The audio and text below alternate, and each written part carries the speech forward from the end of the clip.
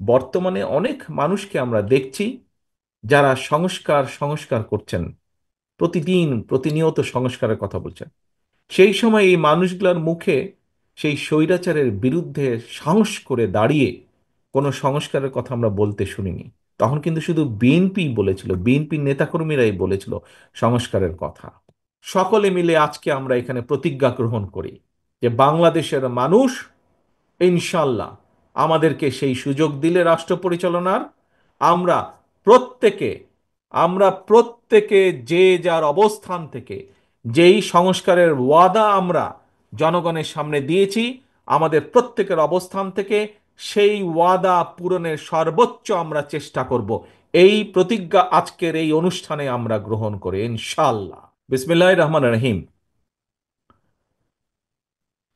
31 দফা কর্মশালা, আজকের এই কর্মশালা অনুষ্ঠানের সম্মানিত সভাপতি, মঞ্চে উপস্থিত জনাব সালাউদ্দিন আহমেদ, উপস্থিত আমার প্রিয় ছোট ভাই মাহাদি আমিন, উপস্থিত ছোট ভাই ইশরাক সহ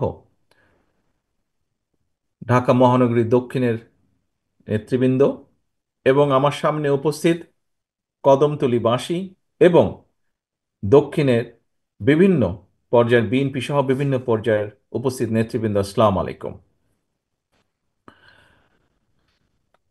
আজকে অনেকদিন পরে ঢাকা মহানগরীর একটি অংশে বহু মানুষের সাথে কথা বলার আমার সুযোগ হচ্ছে। সেই জন্য প্রথমে আমি আল্লাহর দরবারে শুকরিয়া আদায় করছি। আহ, প্রিয় উপস্থিতিবৃন্দ, আজকে আপনারা এখানে যারা উপস্থিত আছেন, হয়তো অনেক মানুষে অনেকক্ষণ ধরে আপনারা উপস্থিত আছেন, এবং সেই দুটো থেকে আপনারা এই অনুষ্ঠানে যারা উপস্থিত আছেন তারা নিশ্চয়ই দেখেছেন যে আমরা আজকে এখানে আমাদের নেতৃবৃন্দ যারা এখানে এসছেন, তারা কতগুলো বিষয় নিয়ে আলাপ করেছেন। কি সেই বিষয়গুলো? সেই বিষয়গুলো হচ্ছে যে 31 দফা নামক আমরা 31টি দফা দেশের মানুষের সামনে উপস্থাপন করেছি। আমরা মনে করি, বিএনপি বাংলাদেশ জাতীয়তাবাদী দল মনে করে যে এই 31টা বিষয় আমাদেরকে অ্যাড্রেস করা উচিত। অর্থাৎ আগামী দিনে যদি আমরা ইনশাল্লাহ আল্লাহর রহমতে দেশের মানুষের সমর্থনে সরকার গঠন করতে সক্ষম হই, তাহলে আমরা এই 31টি বিষয়ের প্রতি মনোযোগ দিব। এবং আমরা বিশ্বাস করি এই 31টি বিষয় যদি আমরা কাজ শুরু করতে পারি, তাহলে দেশের মানুষের অবস্থা এবং দেশের অবস্থা কিছুটা হলেও আমরা ভালো করতে পারবো, বেটার করতে পারবো। এখন সম্মানিত উপস্থিতিবৃন্দ, এই 31 দফার ভেতরে কি আছে, কি আছে আপনারা মোটামুটি জেনেছেন। এখন এই 31 দফা আমরা কেন দিলাম? দেখুন, বিএনপি একটি রাজনৈতিক দল। এই দলটি রাজনীতি করে বাংলাদেশের জন্য। এই দলটির রাজনীতির লক্ষ্য উদ্দেশ্য হচ্ছে বাংলাদেশের মানুষের জন্য, বাংলাদেশের মানুষের জন্য কিছু করা। এখানে বেশ অনেক মুরব্বি বসে আছেন আমি দেখছি। মুরব্বি যারা আছেন আপনাদের নিশ্চয়ই খেয়াল আছে, শহীদ রাষ্ট্রপতি জিয়াউর রহমান যখন দেশের দায়িত্বভার গ্রহণ করেন, তারপরে কতগুলো পরিবর্তন এসেছিল। তার মধ্যে একটি দুইটি পরিবর্তন যদি আমরা আলোচনা করি, প্রথম পরিবর্তনই হচ্ছে দেশের আইন শৃঙ্খলার উন্নয়ন। দ্বিতীয় আরেকটি বড় পরিবর্তন হচ্ছে যে 74 সালে যেই দুর্ভিক্ষে লক্ষ লক্ষ মানুষ না খেতে পেয়ে মারা গিয়েছিল, শহীদ জিয়ার সময় খাল খননের মাধ্যমে খাদ্য উৎপাদন বৃদ্ধি করা হয়েছিল, যাতে করে খাদ্যের অভাবে মানুষ মারা না যায়। এর পরবর্তীতে আরো ইতিহাস গড়িয়েছে, সময় গড়িয়েছে, গণতন্ত্রের চর্চা হয়েছে, বাধাগ্রস্ত হয়েছে, স্বৈরাচার জোর করে ক্ষমতা দখল করেছে, আন্দোলন হয়েছে, আন্দোলনে জনগণের বিজয় হয়েছে। সেই বিজয়ে জনগণ আবার 91 সালে বিএনপিকে দায়িত্ব দিয়েছে। বিএনপিকে দায়িত্ব দেওয়ার পরে দেশনেত্রী খালেদা জিয়া দায়িত্বভার গ্রহণ করেছে। তখনও আমরা দেখেছি কিছু পরিবর্তন হয়েছে। কি পরিবর্তন? এগোনোর চেষ্টা করেছে দেশ সামনে। আমরা দেখেছি নারীদের শিক্ষার ব্যাপারে একটি যুগান্তকারী পদক্ষেপ গ্রহণ করা হয়েছে। আমরা দেখেছি যে কিভাবে শিল্প কারখানার প্রসার লাভ করেছিল বেকারদের কর্মসংস্থানের জন্য। প্রিয় উপস্থিতিবৃন্দ, আমাদের লক্ষ্য যেহেতু, অর্থাৎ বাংলাদেশ জাতীয়তাবাদী দল বিএনপির লক্ষ্য এবং উদ্দেশ্য হচ্ছে দেশ এবং দেশের মানুষ, কাজেই যখন বিগত 15 বছর বাংলাদেশের মানুষ স্বৈরাচারের বিরুদ্ধে লড়াই করছিল, তাদের রাজনৈতিক অধিকার প্রতিষ্ঠার জন্য, তাদের ভোটের অধিকার প্রতিষ্ঠার জন্য, তাদের বাক স্বাধীনতার জন্য, সর্বোপরি জনগণের অর্থনৈতিক মুক্তির জন্য যখন সংগ্রাম করছিল, সেই সময় সকল বিষয় বিবেচনা করে, বিবেচনায় রেখে বাংলাদেশ জাতীয়তাবাদী দল আমরা প্রথমে 27 দফা ঘোষণা করেছিলাম। তার পরবর্তীতে বিভিন্ন রাজনৈতিক দল যাদেরকে সাথে নিয়ে বিএনপি, যারা বিএনপির সাথে অথবা বিএনপি যাদেরকে সাথে নিয়ে স্বৈরাচার বিরোধী আন্দোলনে নেতৃত্ব দিচ্ছিল, স্বৈরাচার বিরোধী আন্দোলনে মাঠে ছিল, তাদেরকে সাথে নিয়ে আমরা 31 দফা পরবর্তীতে ঘোষণা করি। এবং এই 31 দফা সংস্কার কর্মসূচি বলেন বা দেশ উন্নয়ন কর্মসূচি বলেন, যেভাবেই আমরা বলি না কেন, এটি আমরা এমন এক সময় দিয়েছিলাম, এমন এক সময় জাতির সামনে আমরা উপস্থাপন করেছিলাম, আজ থেকে 2-2.5 বছর আগে, যখন বর্তমানে অনেক মানুষকে আমরা দেখছি যারা সংস্কার সংস্কার করছেন, প্রতিদিন প্রতিনিয়ত সংস্কারের কথা বলছেন। সেই সময় এই মানুষগুলোর মুখে সেই স্বৈরাচারের বিরুদ্ধে সাহস করে দাঁড়িয়ে কোনো সংস্কারের কথা আমরা বলতে শুনিনি। তখন কিন্তু শুধু বিএনপি বলেছিল, বিএনপির নেতাকর্মীরাই বলেছিল সংস্কারের কথা। তবে আজকে যারা সংস্কারের কথা বলছেন, আমরা তাদেরকে আন্তরিকভাবে ধন্যবাদ জানাই।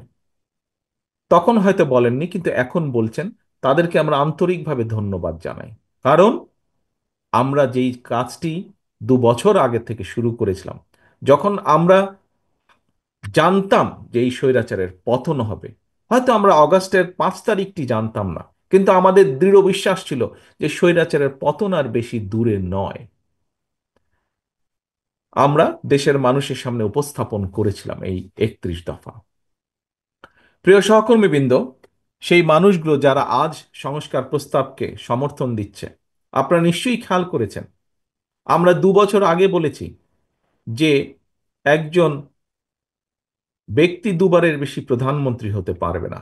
2 বছর পরে আজকের যে এই অন্তর্বর্তীকালীন সরকার, তারা যাদেরকে বিভিন্ন কমিশনের দায়িত্ব দিয়েছে, সেই কমিশন আজকে 2-2.5 বছর পরে একই কথা বলছে। বাংলাদেশ জাতীয়তাবাদী দল 2 থেকে 2.5 বছর আগে বলেছিল যে একজন ব্যক্তি পরপর দুবারের বেশি প্রধানমন্ত্রী হতে পারবে না। আজকে 2 থেকে 2.5 বছর পরে বর্তমান সরকারের কমিশনের ব্যক্তিবর্গ ওনারা বলছেন যে একজন ব্যক্তি দুবারের বেশি প্রধানমন্ত্রী হতে পারবে না। আমরা উচ্চ কক্ষের কথা বলেছি 2-2.5 বছর আগে। আজকে 2-2.5 বছর পরে বর্তমান সরকারের কমিশন, সংস্কার কমিশন একই কথা বলছেন।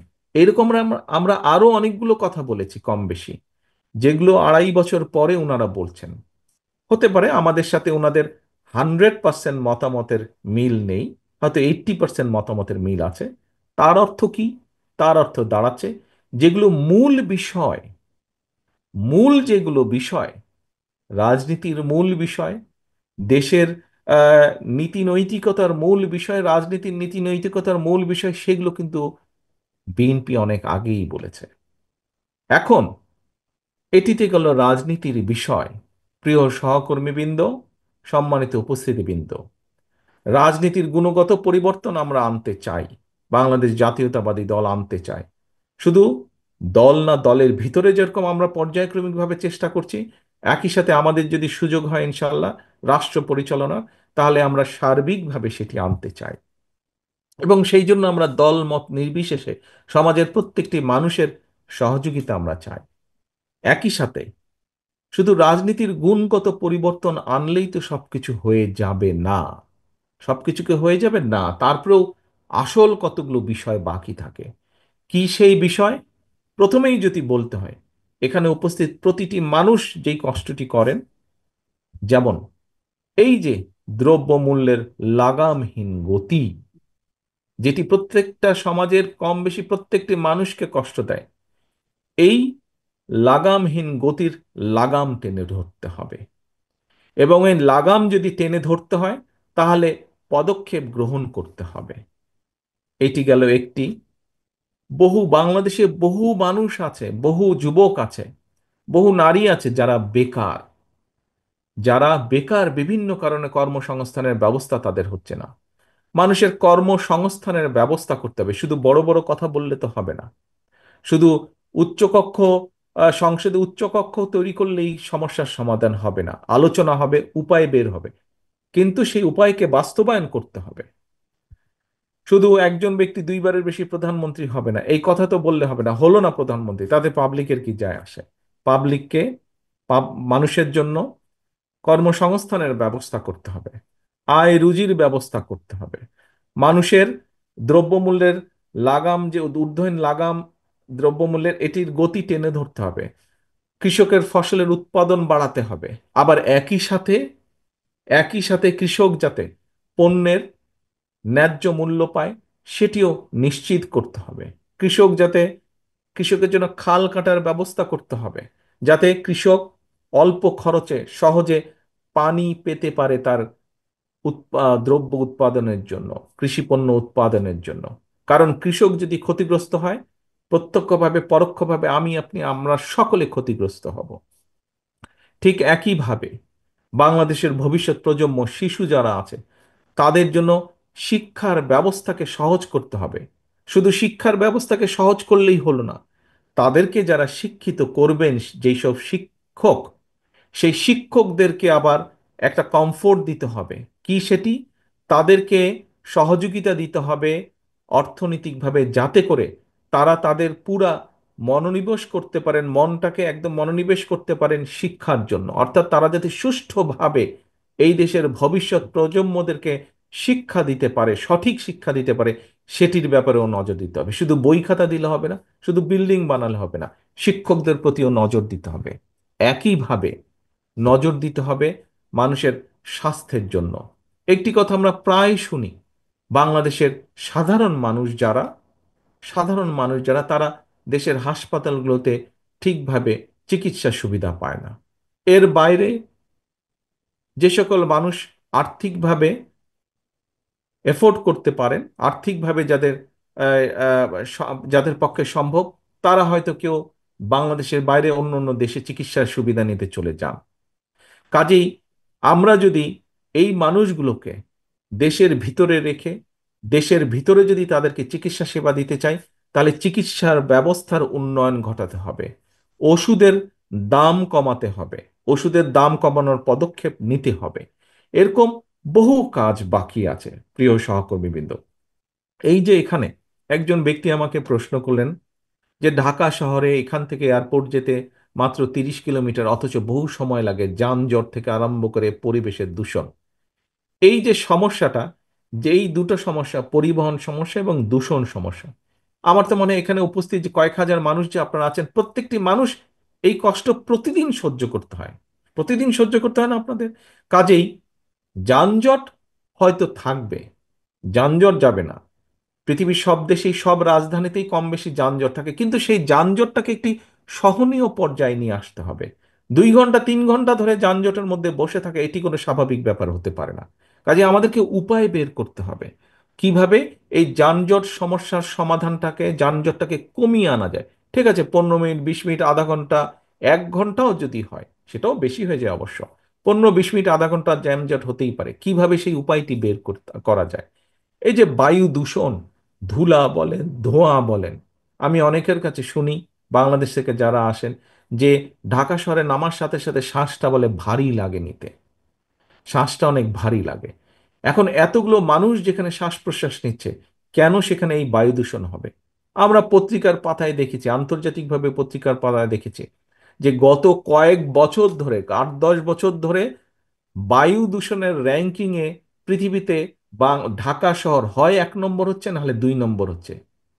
হয় ঢাকা একবার 1 নম্বর হলে দিল্লি 2 নম্বর, আবার দিল্লি 1 নম্বর হলে ঢাকা 2 নম্বর, দিল্লির সাথে কম্পিটিশন দিয়ে বায়ু দূষণে। উপস্থিতিবৃন্দ, এরকম অনেক সমস্যা আছে, আমাদেরকে এইগুলো আস্তে আস্তে ঠিক করতে হবে। এই যে কয়েকদিন আগে পত্রিকার পাতায় পরে আমিও দেখলাম, টিভি নিউজে আমি দেখলাম কিছুদিন আগে ইশরাক তো বসেই আছে। আপনাদের এখানে 39 নম্বর ওয়ার্ড আছে। আমি সেদিন আম্মার সাথে বসে ঢাকার সংবাদ দেখছিলাম, নিউজ দেখছিলাম ঢাকার।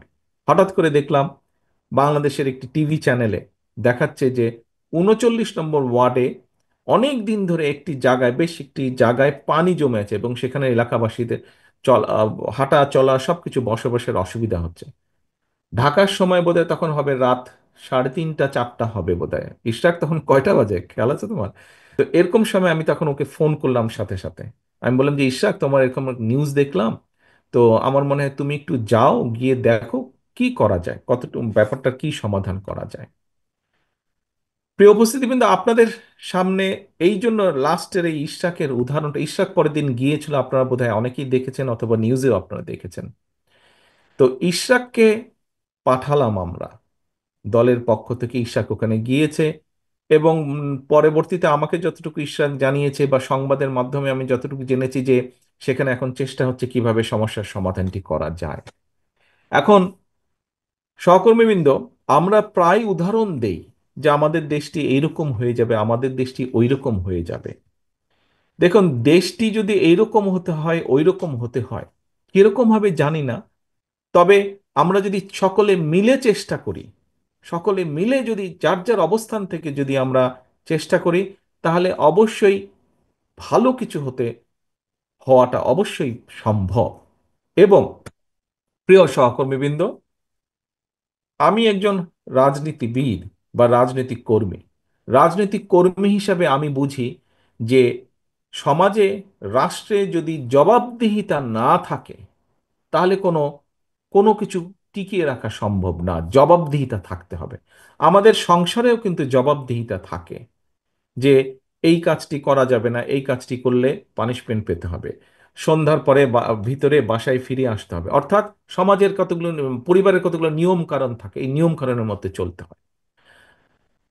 আমি যখন এখানে এই অনুষ্ঠানে উপস্থিত হলাম, তখন আমি মাহাদি আমিনের বক্তব্য শুনছিলাম যে বিগত 15 বছর স্বৈরাচার কিভাবে বিভিন্ন প্রতিষ্ঠান ধ্বংস করেছে, কিভাবে বাংলাদেশের মানুষের অর্থ সম্পদ লুটতরাজ করে বাইরে নিয়ে গিয়েছে।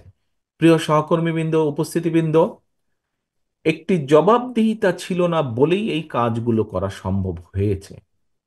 আজকে এই যে ইশরাকের যেই ঘটনাটি আমি আপনাদের সামনে তুলে ধরলাম, আজকে যদি সত্যিকারভাবে সিটি কর্পোরেশনের নির্বাচন হতো, অর্থাৎ আপনাদের ভোটে, মানুষের ভোটে যদি ওয়ার্ড কমিশনার নির্বাচিত হতো, মানুষের ভোটে যদি ঢাকা দক্ষিণের মেয়র নির্বাচিত হতো, তাহলে কি ইশরাকের সেখানে যাওয়ার প্রয়োজন হতো? তাহলে কি সংবাদের দেখে আমার ফোন করার কোনো প্রয়োজন হতো না? কারণ যেই মানুষটিকে আপনারা নির্বাচিত করতেন, সেই মানুষটি আপনাদের কাছে আপনাদের দেখভাল করার জন্য বাধ্য থাকতো। কারণ সে জানতো যে আমি নির্বাচিত হয়েছি মানুষের ভোটে। এখন যদি আমি মানুষের সমস্যার সমাধানের উদ্যোগ গ্রহণ না করি, আমি যদি মানুষের সমস্যার সমাধানের চেষ্টা না করি, তাহলে পরবর্তীতে যে আবার নির্বাচন আছে, ভোট হবে, সেই ভোটে আমি হেরে যাব। সেই ভোটে মানুষ আমাকে ভোট দেবে না। প্রিয় উপস্থিতিবৃন্দ, আমরা চাইছি, বাংলাদেশ জাতীয়তাবাদী দল চাইছে, যার জন্য আমাদের বহু নেতা কর্মী আত্মহুতি দিয়েছে, শহীদ হয়েছে, গুম হয়েছে, খুন হয়েছে। আমাদের সারা দেশে বিএনপি সহ বিরোধী দলীয় অন্যান্য দলেরও বহু লক্ষ লক্ষ নেতাকর্মী অত্যাচারিত হয়েছে, নির্যাতিত হয়েছে। কেন? মানুষের অধিকার, মানুষের অধিকার প্রতিষ্ঠার জন্য। এবং রাজনৈতিকভাবে আমরা প্রায়শ যেসব দেশের উদাহরণ দিয়ে থাকি, আহা ওই দেশটা কি সুন্দর, ওই দেশের সিস্টেম কি ভালো, এই সব দেশেই এই জবাবদিহিতা আছে। জবাবদিহিতা আছে বলেই সেই দেশের সিস্টেমগুলো কাজ করে, সেই দেশের সিস্টেমগুলো সুন্দর। এবং সেই জবাবদিহিতাটা কি? জবাবদিহিতাটা হচ্ছে নির্বাচন। জবাবদিহিতাটা হচ্ছে নির্বাচন।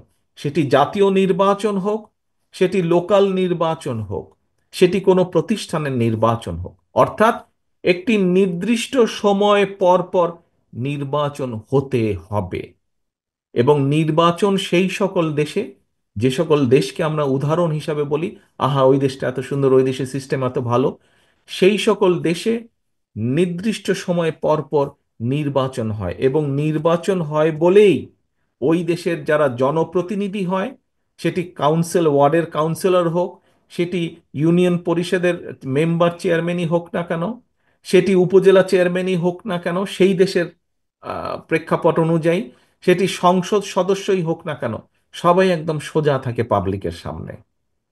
কারণ জানে যে 5 বছর বা 4 বছর পরে তাকে আবার নির্বাচনের জন্য মানুষের সামনে দাঁড়াতে হবে। কাজে তার যেই দায়িত্ব, সে যে সকল কথা বলে মানুষের ভোট নিয়েছে, সেই কাজগুলো সে বাস্তবায়নের চেষ্টা করে। প্রিয় সহকর্মীবৃন্দ, আমরা এই কর্মশালায় আজকে অনেকগুলো কথা আপনাদের সামনে বলেছি, যে আমরা এই করব, এই করব, এই করব, মানে এই কাজগুলো করার আমরা উদ্যোগ নিব। হয়তো অন্য অন্য দলও নিশ্চয়ই বলছে বা বলবে তাদের পরিকল্পনা অনুযায়ী। কিন্তু আজকে যদি আমরা সত্যিকারভাবে জনগণের ভোটের মাধ্যমে একটি সরকার গঠন করতে পারি, তাহলে ওই সরকার তখন জনগণের কাছে জবাবদিহিতা করতে বাধ্য থাকবে। কারণ 5 বছর পরে আবার এই সরকার, যেই সরকারই আসবে এই সামনের নির্বাচনে, তাদেরকে আবার পরবর্তী 5 বছর পরে তো জনগণের কাছে যেতেই হবে। কাজেই কাজেই যেই কমিটমেন্টগুলো বা যেই প্রতিজ্ঞাগুলো তারা জনগণের সামনে করেছে, সেই কাজগুলো তারা কতটুকু কি করলো, জনগণ তখন জবাব চাইবে। যদি সঠিকভাবে করতে পারে, কম বেশি করতে পারে, তাহলে জনগণ সেটি একদৃষ্টিতে দেখবে। যদি ওই 10 টাকা কেজি চাল খাওয়াবো বলে 70 টাকা কেজি চাল খেয়েছে, এরকম ঘটনা হয়, তাহলে ওই 5ই আগস্টের মতন ঘটনা ঘটবে। অথবা ভোটের ব্যবস্থা যদি ঠিক থাকে, তাহলে ভোটের মাধ্যমে জনগণ তাদেরকে ছুঁড়ে ফেলে দিবে। প্রিয় উপস্থিতিবৃন্দ, আমার কথা বলার মূল লক্ষ্য বা উদ্দেশ্যই হলো যে আমরা যদি দেশের ভাগ্যের পরিবর্তন করতে চাই, আমরা যদি জনগণের ভাগ্যের পরিবর্তনের কাজ শুরু করতে চাই, তাহলে অবশ্যই আমাদেরকে একটি নির্বাচন প্রক্রিয়ার মধ্যে যেতে হবে। আমাদেরকে গণতান্ত্রিক প্রক্রিয়ার কাজ শুরু করতে হবে। যত দ্রুত আমরা গণতান্ত্রিক প্রক্রিয়ার কাজ শুরু করব, তত দ্রুত আমরা পরিবর্তনের কাজ শুরু করতে পারবো। যত দ্রুত আমরা গণতান্ত্রিক প্রক্রিয়ার মাধ্যমে একটি নির্বাচিত সরকারের হাতে দায়িত্ব দিতে পারবো, তত দ্রুত আমরা দেশকে আরো ধ্বংস হয়ে যাওয়া থেকে রক্ষা করতে সক্ষম হব। এখন কিছু কিছু লোক বলেন যে নির্বাচন হলেই কি সব সমস্যার সমাধান হয়ে যাবে? নির্বাচন হলেই সব সমস্যার সমাধান যে হয়ে যাবে আমরা তা বলছি না। কিন্তু নির্বাচন হলে যেটি হবে, সেটি হচ্ছে জনগণের কাছে জবাব দিতে তারা বাধ্য থাকবে। তার ফলে এই যে সব সমস্যা যেগুলা বলছে সমস্যা, কিছু কিছু মানুষ, সেই সমস্যাগুলোর সমাধানের পথ, গিট্টু জট আস্তে আস্তে আস্তে খোলা ধরবে। আস্তে আস্তে আস্তে সমস্যার যে গিট্টু, সমস্যার যে জট, সেটি আস্তে আস্তে খোলা ধরবে। প্রিয় সহকর্মীবৃন্দ, সম্মানিত উপস্থিতিবৃন্দ, আজকে বহু মানুষ জীবন দিয়েছে এই ভোটের অধিকার প্রতিষ্ঠার জন্য। বহু মানুষ পঙ্গুত্ব বরণ করেছে, অন্ধ হয়েছে এই ভোটের অধিকার প্রতিষ্ঠার জন্য। বহু মানুষ, লক্ষ লক্ষ মানুষ গত 15 বছরে বাংলাদেশে বিভিন্নভাবে নির্যাতিত হয়েছে। প্রিয় উপস্থিতিবৃন্দ, যেই কথাটি বলছিলাম আমি লাইনটা ডিস্টার্ব করার আগে, যে আমরা বিভিন্ন দেশের উদাহরণ দিই যে আমাদের দেশটি যদি এমন হতো, এমন হতো। কাজেই যেই কথাটি আপনাদের কাছে আমি তুলে ধরতে চাইছিলাম, যে আমাদের লক্ষ লক্ষ নেতাকর্মী অত্যাচারিত হয়েছে। কেন? মানুষের অধিকার প্রতিষ্ঠা করার জন্য। কি সেই অধিকার? সেই অধিকারটি হচ্ছে রাজনৈতিক ভোটের অধিকার। সারা বিশ্বে এই অধিকারটা নিয়ে মানুষ সোচ্চার থাকে, কারণ জানে এটি একমাত্র আপনার দুঃখ কষ্ট সমস্যা সবকিছু তুলে ধরার, সবকিছু সমাধান করার পর্যায়ক্রমিকভাবে ধীরে ধীরে এটিই একমাত্র উপায়। অর্থাৎ সরকারকে যদি, একটি সরকারকে যদি জনগণের মতো করে চলতে হয়, জনগণের দুঃখ দুর্দশা, জনগণের সমস্যার বিষয়গুলো যদি দেখভাল করতে হয়, তাহলে ওই সরকারকে অবশ্যই জনগণ দ্বারা নির্বাচিত সরকার হতে হবে। আবারও আমি একটি কথা বলি, যে কোনো কোনো ব্যক্তি বলেন যে নির্বাচন হলেই কি সব সমস্যার সমাধান হয়ে যাবে। সাথে সাথে সব সমস্যার সমাধান হবে না, কিন্তু নির্বাচন হলে নির্বাচনের মাধ্যমে, জনগণের ভোটের মাধ্যমে, জনগণের রায়ের মাধ্যমে যেই দল বা যেই ব্যক্তি বা যারা দেশ পরিচালনার সুযোগ পাবে, তখন সমস্যার যে জট, সমস্যার যে গিট্টু, সেগুলো আস্তে আস্তে আস্তে খোলা ধরবে। কাজেই প্রিয় সহকর্মীবৃন্দ, আপনারা যারা আমাকে এখানে প্রশ্ন করেছেন, এই প্রশ্নগুলো শুধু যে আপনাদের প্রশ্ন তা নয়। আমি যে কোনোভাবেই দৃঢ়ভাবে বিশ্বাস করি এই প্রশ্নগুলো শুধু আপনার না, এই প্রশ্নগুলো আপনার আশেপাশে, আপনার বন্ধু বান্ধব, আত্মীয় স্বজন, পরিচিত বহু মানুষের কিন্তু এই প্রশ্ন, এবং এই প্রশ্নের সমাধান একটি। আজকে আমরা একটি জিনিস খেয়াল করছি, যে সংস্কার সংস্কার সংস্কার, সংস্কারের প্রস্তাব বিএনপি দেশের কাছে, দেশের মানুষের কাছে সবচাইতে আগে উপস্থাপন করেছে। ভিশন 2030 দেওয়ার মাধ্যমে দেশনেত্রী খালেদা জিয়া 2016 সালে এটা দিয়েছেন, এবং তারপরে এটিকে আবার পর্যালোচনা করে দেশের পরিবর্তিত পরিস্থিতির সাথে সামঞ্জস্যপূর্ণ করে আমরা 2.5 বছর আগে 31 দফা আবার উপস্থাপন করেছি।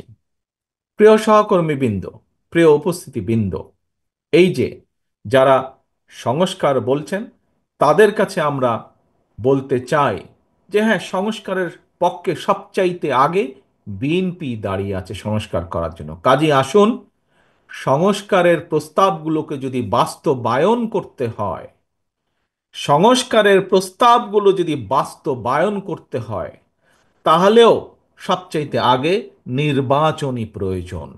নির্বাচনের মাধ্যমেই যাদেরকে জনগণ দায়িত্ব দেবে সংস্কারের কাজ, তারাই শুরু করতে পারবে, তাদেরকেই শুরু করতেই হবে।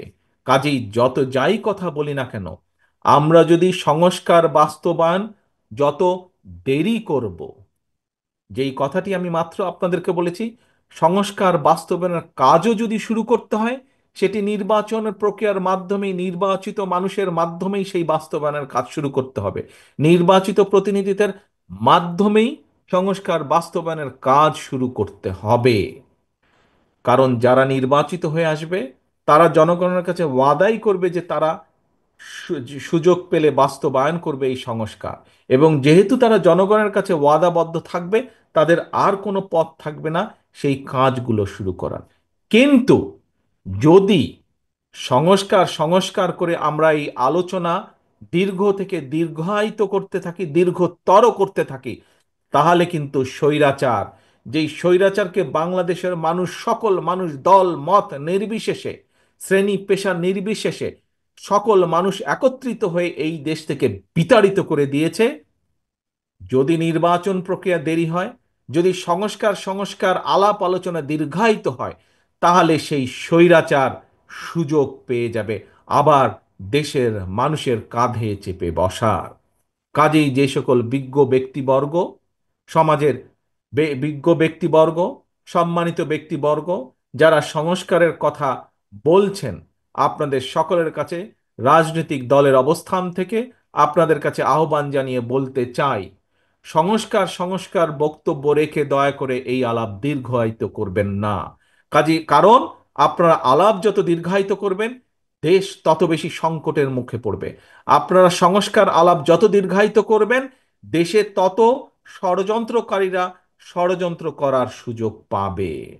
সংস্কারকে যত দ্রুত বাস্তবায়ন করা যাবে, দেশকে, দেশের মানুষকে তত দ্রুত আমরা বিপদ থেকে রক্ষা করতে পারবো। কাজে আসুন, এই সংস্কারকে বাস্তবায়ন করতে হলে উপায় একটাই, যেই সংস্কার প্রস্তাব বিএনপি দিয়েছে, যেই সংস্কার প্রস্তাব অন্তর্বর্তীকালীন সরকারের কমিশনগুলো তৈরি করে দিয়েছে, যেটাই হোক না কেন, এই সংস্কারকে যদি বাস্তবায়ন করতে হয়, নির্বাচন ছাড়া আর কোনো রাস্তা নাই।